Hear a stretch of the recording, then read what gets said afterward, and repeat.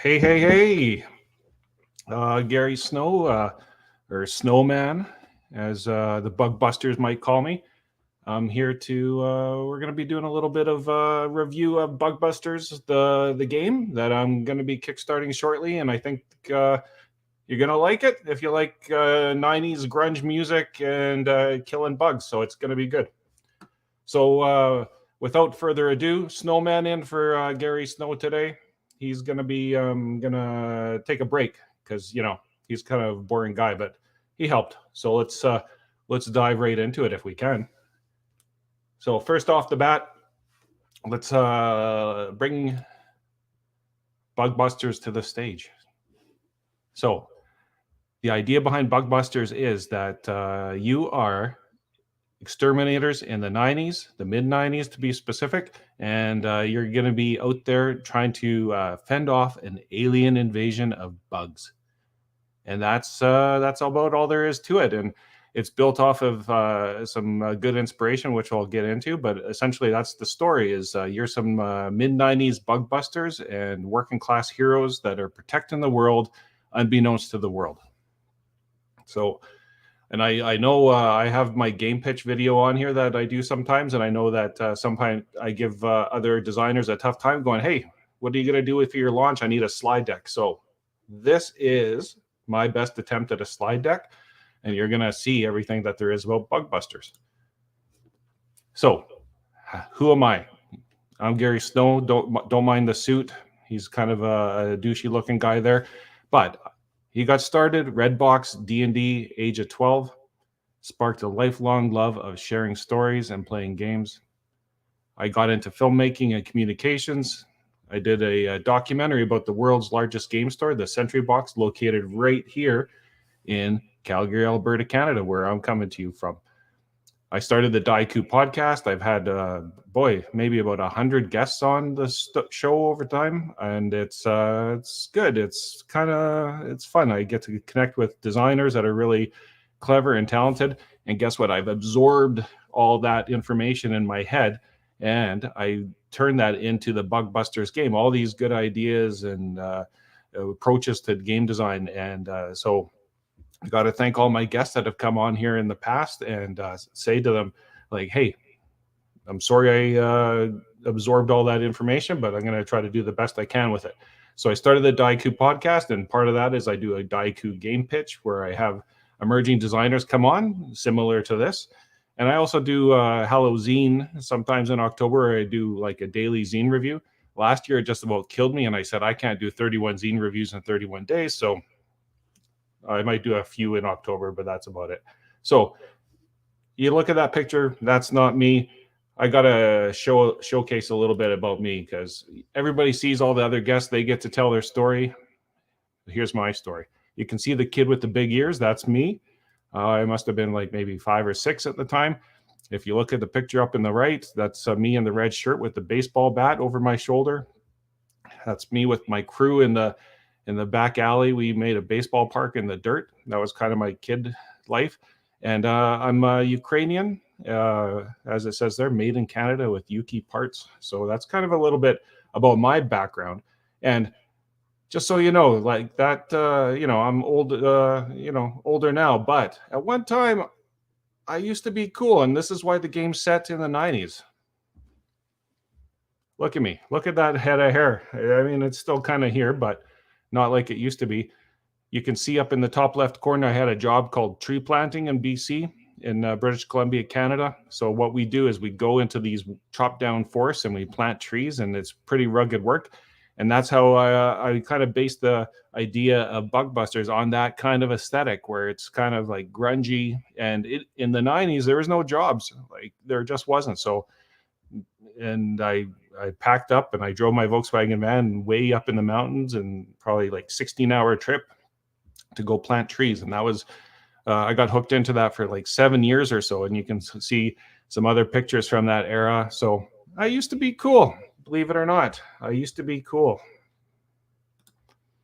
And, you get old. And here's a picture of me doing my filmmaking stuff in the top left-hand corner, the documentary with the owner of the store of the Sentry Box, Gord Johansson, and some of me with my crew. And we love our vans, right? We love our beer, as you can see here. So we like our beer. I like filmmaking. It's what I do. So back to Bug Busters. Let's get back into what it is and who's on the team. So we got Kyle Burles, who is also located right here in Calgary. Kyle Hazard is his Instagram name. Marcus Tegmeyer, and he is located in Austin, Texas. Great illustrator. You can see his Insectosonic there on the left. And then finally, but not least, is the logos and badges are by Gareth Little, Bazupko. You can find him on Instagram, and he did all the logos, which I absolutely love. And you'll see more instances of that. So that's Bug Busters for you. Now, where did the inspiration come from? It's no surprise, Bug Busters, Ghostbusters, very similar. I love the old Ghostbusters game. And for me, it really is like a classic. It's very simple. People can look at it and learn it in like seconds. People that have never played a role-playing game before in their life can play it. So Sandy Peterson, D6 system, awesome. Men in Black, it's that whole secret world of alien invasion. Repo Man, it's that punk aesthetic that I really like. And it's got kind of that wackiness to it. And it's kind of like that you're living and working in like a desolate part of town. That's what I love about Repo Man. Arachnophobia, that goes without saying. You're an exterminator, you're out there fighting some awesome insects. Starship Troopers, everybody loves to kill those bugs. And then Eight-Legged Freaks, same thing. Like these are some super powered alien bugs. And then Aliens 2, or Aliens, as they say, that was awesome because like you got to just like blast some bugs. That was so fun when they were coming in the vents up above, and then they live that secret alien invasion. Critters, there's lots of adventures set in like kind of these remote places where you're kind of looking for these alien insects. And then The Thing, which is a classic horror movie, John Carpenter, love you. So that's the inspiration and the touchstones for the game. The layout and design, as you can see by maybe some of the aesthetics, it's got that kind of 90s punk poster for the layout and the design. The employee handbook content, I love an employee handbook, an onboarding package that kind of has that vibe of, hey, this is how you become a bug buster. So that's going to be in there. And then finally, a lot of the inspiration I grew up with, which is like, look at the prizes in cash. Call Peggy and you can order some pretty cool gear. So that's going to be all part of the design too. So what's the lore of the Bug Buster? You got Doug. Doug started the Bug Busters. He had no idea that he'd be on the front lines of a secret alien invasion. He started it in 1986 and in Erie, Indiana, Midwest town. Now it's the mid-90s and he's got franchises all over trying to help him out. And that's your job, is you're going to have a franchise for Doug in the Bug Buster realm. So that's basically the idea, and the premise behind it is like, you're Doug is your man. He's the guy that kind of started it all. He's at the head office and you're out there fighting it off on his behalf. So like I said, there's franchise opportunities. Everybody thinks that your franchise is in the sketchy part of town, and hey, maybe it is. But you can turn it up to 11 on the volume, and everybody's going to be able to play it and no complaints, right? No neighbors, no complaints.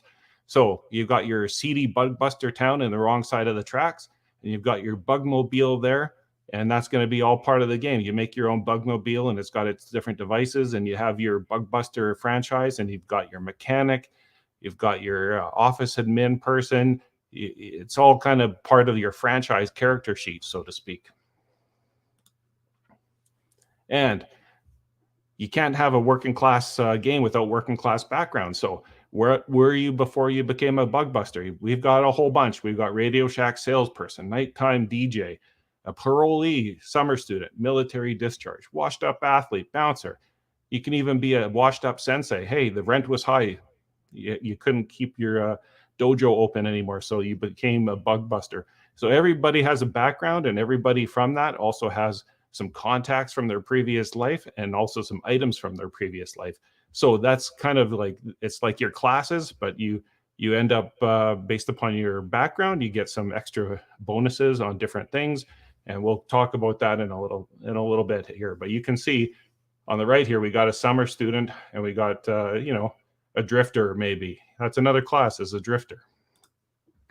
Characters. So, hey, my call sign is Snowman today.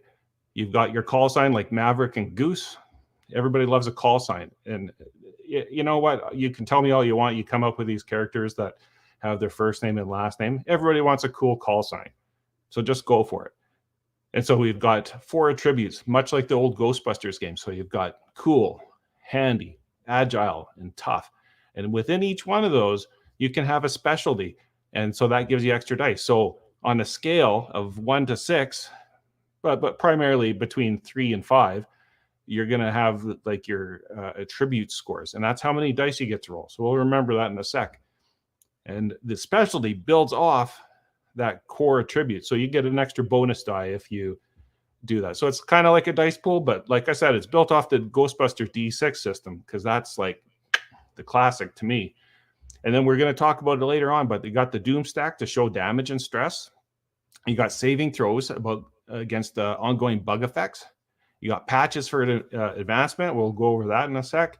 And last but not least, you make a mixtape that represents your characters. This is the mid-90s, so you got to have some music. And maybe if you're an older person, you got some 70s stuff in there. It's up to you, but you can kind of have that vibe. It's like walk-up music for baseball players when they go up to bat, and they got their walk-up music. What's your fight song and what's your chill song? So I talked about the gear, and I love those old comics where you're looking in the back. It's like the Christmas wish book. You got your Bugzooka. You got your Cubics, which is like an old flashlight. It's got 4 flashes, and you blind the bugs. You got your Zap Bat. You got your Bug Bombs. You got your Electrolash. You got your Insectasonic. You got your Bug Bot. It's a remote-controlled video camera, so you can send it down those tunnels that you don't want to go down. You got your Zap Master 3000. You got your Slicer Dice, your Bug Blaster, the Vibroblade. You got the Thorax Pump. You got it all. It's a lot of fun. A lot of weapons that you can kind of choose from, and you just call Susan for your equipment orders, and she's going to send it back from head office. So that's the gear, and you can see your Bug Buster on the left. He's enjoying life there. Now the core system. This is what people are maybe going to go, hey, you talked about Ghostbusters D6. The only thing I didn't like about the Ghostbusters game is when you're rolling like 5, 6, 7 dice, and you got to add up all those little dots. I hated it because it it took time, and it was just wearing at the end of the day. So the core system that I've come up with is the top 2 dice. And so it's very similar to, say, like a traveler scale, but you're rolling multiple dice, and it all kind of works out with the math, believe it or not. So you've got your risk of failure between 5 and 11. Those are like the doomsayer is what we call the GM in Bug Busters. I know it's not supposed to be antagonistic with the players, but hey, you can't pass up a name like Doomsayer, because as the GM, you don't actually roll any dice. You just talk about what's happening.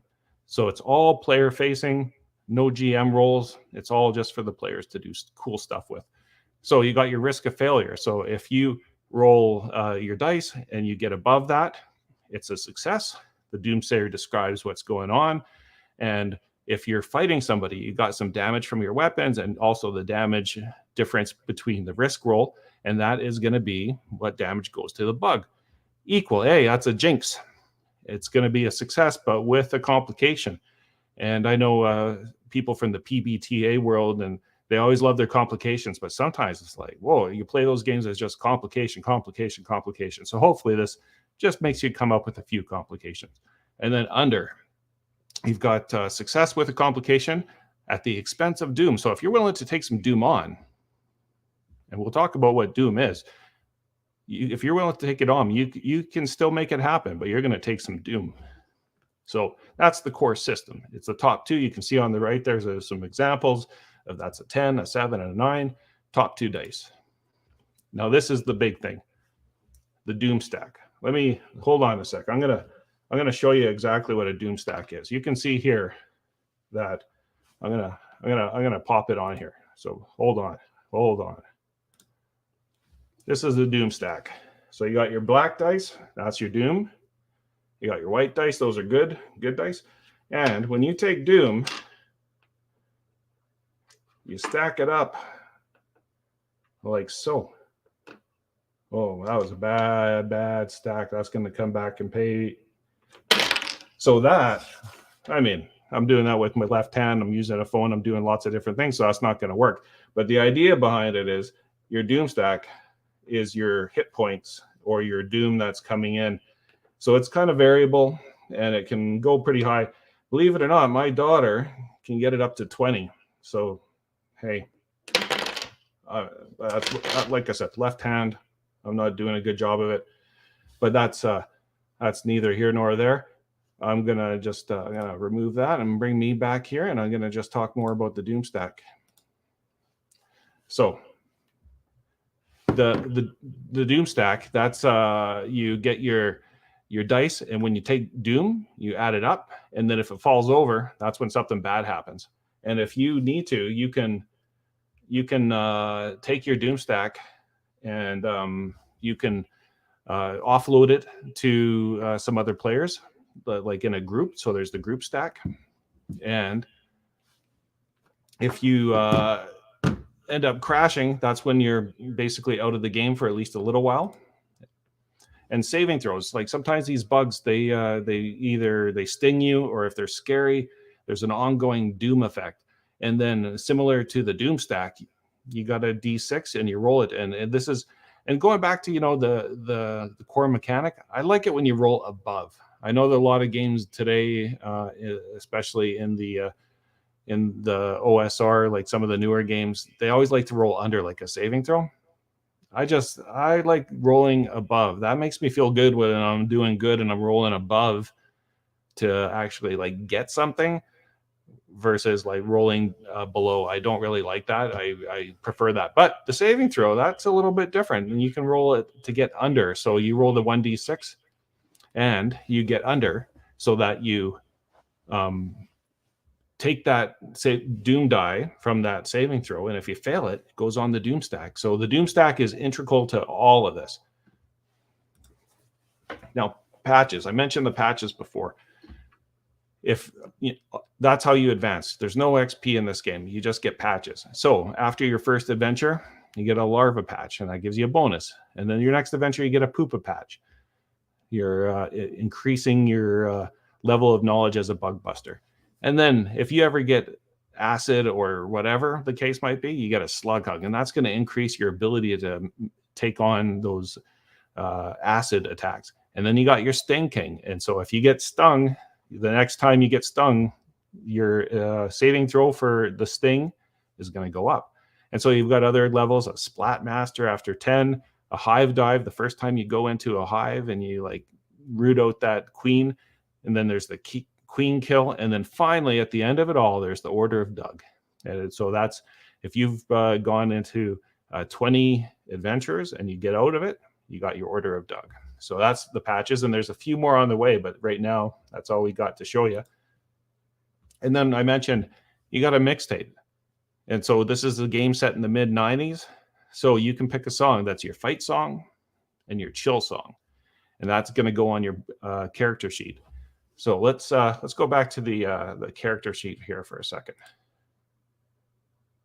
Where did I go with?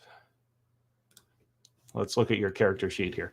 So if you look here, you've got your attributes and your specialty up in the top part of it. And then, for those of you that are going, hey, this doom stack thing's kind of gimmicky, I just let me just put it on my piece of paper. My table's wobbly, or I'm at the airport, I can't do it. You've got a paper thing that you can actually use the doom stack. So you just track off what your highest is, whether you want to pick your target at the beginning by, like, everybody tries to stack as high as they can before the game, and you go, okay, that's my doom stack. Or if you're unable to, maybe you've been in an accident, you can't use your hand like you can just kind of arbitrarily kind of pick what makes sense. So, and once again, you got your mixtape, so you got your fight song and your chill song, and then you got your patches, and a couple still incoming as far as the design goes. And but you tick them off, and then you improve your attributes and your saving throws, and you got your gear and all that. So that's kind of going back to that. That's kind of the design of your character sheet. So you got your saving throws, you got your patches, and your mixtape. And Bug Busters would not be complete without a bugstery, right? So I've got, like I said, Cryohazard and Mac Tag. They've been doing some awesome illustrations for these bugs. This is just a sampling of them. And so you've got some like really crazy bugs. You got the laser slug there, and you've got like your gas worm there. So there's like some pretty fun bugs for you to bust. And the risk rolls are based upon the difficulty of the bug. So like if you're after like a really nasty bug, that could be a difficulty of 11. And that's what you're going to have to roll in your risk rolls to get above 11, which is tough. That's like, you know, fighting a red dragon, so to speak. So we've got some awesome bugs in our bugstery. We've got some like really wicked factions. We've got a nihilist skateboard gang. We've got early internet space cults. You know, the ones that like they live in those mansions and they think, you know, those early internet days where those space cults are like killing each other, and because they think, you know, end of the world stuff. Hey, maybe they're right. Secret government agencies. We got rival exterminators, local law authorities, alien sympathizers, because, hey, maybe aliens are good. Maybe it's okay if they kill you. Maybe that's what they want. So we've got a whole bunch of factions for you to play against. Do not trust anybody. The only good bug is the dead bug, I say. So I'm going to be bringing this to Kickstarter. It's going to be a 150-page hardcover, no templates. Every page is unique. So you're going to be getting the best of my graphic design abilities all given to you, because to me, I love it when I open a book and everything's kind of fun and unique. And warning shot to Mark Borg, I am going to out-font you. Guaranteed, I am going to out-font you. And because the aesthetic, I mean, it's not for every game, but because of the aesthetic of punk posters, I am going to out-font Mark Borg. And I'm going to show you that it can be done. Black and white interior illustrations. Stretch goals will improve the quality and the features of the book. I'm going to kind of keep it simple. This is my first kind of real game book. And then, you know, possible post-Kickstarter add-ons to the backer kit. If you guys really like it, maybe we'll get some patches and you know, stuff like that. If you heard the music at the beginning, which I don't know if you did, that's by Danny Jalali, awesome singer, writer. I've already talked to him about maybe having a cassette tape adventure. So that could be, but only if you guys are interested. So more to come. If you want to follow us, we got the Kickstarter. If you go to bugbusters.ltd, so that's like a web domain, believe it or not, Bug Busters Ltd, like a .com, and that's going to shoot you to the Kickstarter, at least for now. And follow us on social media. And it's funny, like, how long have I been doing this? 2 years, and people still say, "Well, is it Deku Games?" Or like, it's like a die. It's like a die, people. Deku Games. Couldn't be simpler than that. It says it right there in the name. Deku Games, not Deku, not anything like that. It's Deku Games. So follow us on Deku Games, and we'll be sharing some more of the stuff that's been coming in, and we've got some designs that I haven't shared. There's so much background. There's so much history to this. I want you to feel like you're in the 90s all over again. And for you young folks that are kind of going, hey, what was the 90s about? This is going to be it. Because like I said, that was my heyday. I was in my early 20s in the 90s, and I was in the grunge, and I was doing all that fun stuff. So you are going to see what a working class hero is like in the 90s. So that is it. I appreciate you coming on and learning a little bit about Bug Busters. This is just the start. I hope that you know, a lot of people get interested in learning more about Bug Busters. Follow the Kickstarter, bugbusters.ltd. Couldn't be simpler than that. Go there, follow along on the Kickstarter, and then when it's ready to launch, we're gonna do that.